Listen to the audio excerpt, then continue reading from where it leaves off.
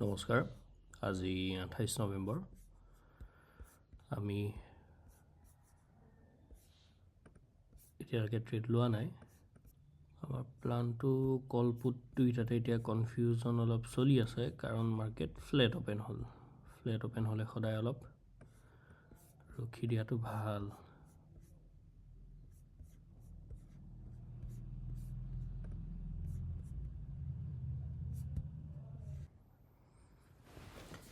আমি কিহৰ এণ্ট্ৰি ল'ম চাম, অকণমান সময় মেবি ৰখি দিয়াটো ভাল হ'ব।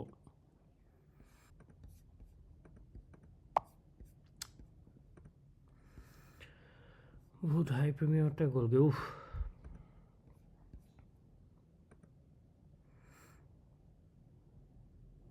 আমি পুটৰ এণ্ট্ৰি এটা ল'লোঁ, কিন্তু 3ডাল কেণ্ডেল লেটকৈ। নিফটি মেইনলি এইটো ব্ৰেকডাউন কৰিব লাগিব। এইটো ব্ৰেকডাউন কৰিলে আমি গোটেই বায়াৰখিনি এছএলখিনি পাই যাম, আৰু মষ্ট প্ৰবেবলি এবাৰ কৰি দিব লাগে, কাৰণ এইখিনিত বায়াৰ বেছি জমা হৈ আছে। চেলাৰো জমা হৈছে নহয়, কিন্তু চেলাৰৰ ৰিট্ৰেচমেণ্টখিনি অলপ ষ্ট্ৰং আছিলে।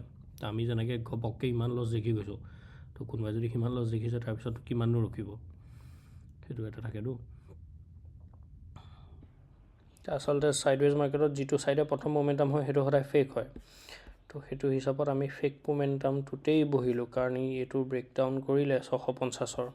এতিয়া ই ওপৰলৈহে যাব চাগে, সেইটো লছটো আমাৰ বাঢ়ি গ'ল।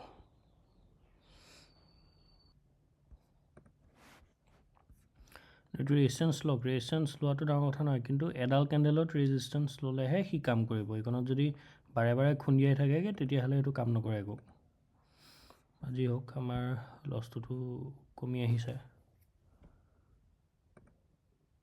70% লছ দেখি পেলাই প্ৰফিট দেখাটো বহুত কপালৰ খেল।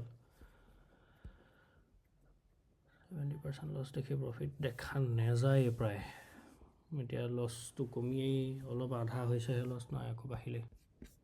কিন্তু সম্পূৰ্ণ এইটো ব্ৰেকআউট দিয়াৰে ষ্ট্ৰাকচাৰ বনাই থৈছে। একজেক্টলি এইখনো ব্ৰেকআউটেই দিব আৰু এইটো।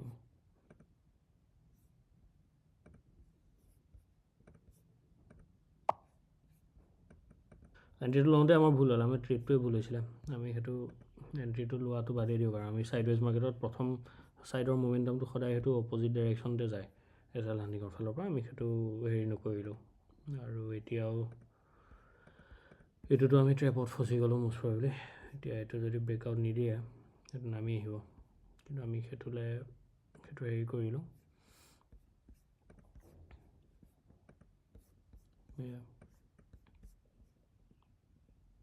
একেবাৰে আমাৰ তলতে এক্সিট হৈছোঁ।